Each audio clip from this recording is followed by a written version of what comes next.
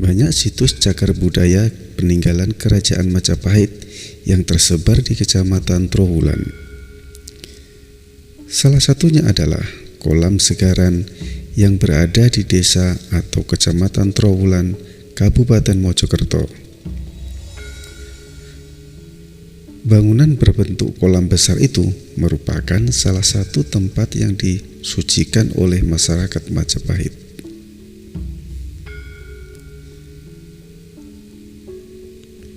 Untuk mendapatkan gambaran tentang ibu kota Kerajaan Majapahit di Trowulan telah tertulis dalam kitab Negara Kertagama. Namun, dalam buku karangan Empu Prapanca yang ditulis pada masa Raja Hayam Wuruk tersebut, masih belum tercatat nama, tempat, dan bangunan kolam besar yang kini dikenal sebagai Kolam Segaran. Tidak tercatatnya Kolam Segaran di negara Kertagama dikarenakan pembuatannya dilakukan setelah buku selesai ditulis. Diperkirakan kolam dibuat pada kisaran abad ke-15. Dalam banyak cerita yang berkembang, Kolam Segaran merupakan tempat untuk menggelar pesta dan upacara. Lokasi itu dijadikan Raja Majapahit untuk menjamu tamu asing. Itu untuk menunjukkan kebesaran, kekuasaan, segala piranti pesta dibuang ke dalam kolam. Hal itu dilakukan sebelum pesta jamuan berakhir dan disaksikan para tamu. Dengan begitu, maka tercipta asumsi bahwa Majapahit merupakan kerajaan yang makmur. Karena alat pesta dan upacara dibuang setelah digunakan.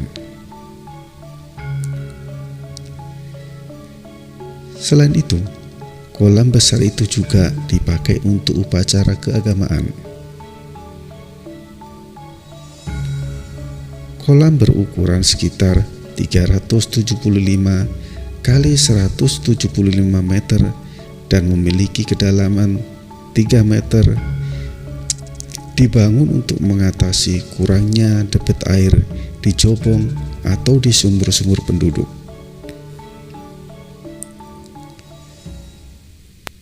Akan tetapi, perwujudannya tentu berbeda dengan yang terlihat saat ini. Pada masa lalu, tepat di tengah air kolam terdapat sebuah pulau kecil. Daratan tersebut melambangkan Pulau Jawa yang dikelilingi oleh lautan.